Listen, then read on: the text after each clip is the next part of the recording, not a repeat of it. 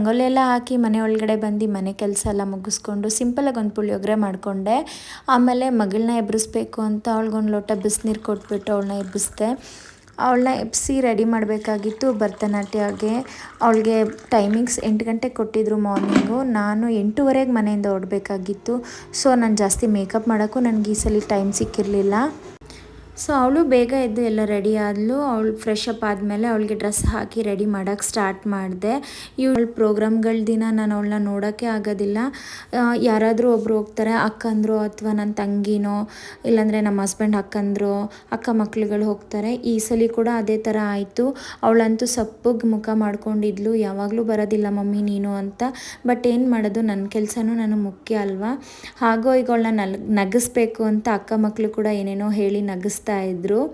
So ಈ ರೀತಿ ಅವಳನ್ನ ರೆಡಿ ಮಾಡೋಕ್ಕೆ ಸ್ಟಾರ್ಟ್ ಮಾಡಿದೆ. ಮೇಕಪ್ ಮಾಡೋಕ್ಕೆ ನನಗೆ ಟೈಮ್ ಅಂತೂ ಸಾಕಾಗಲಿಲ್ಲ.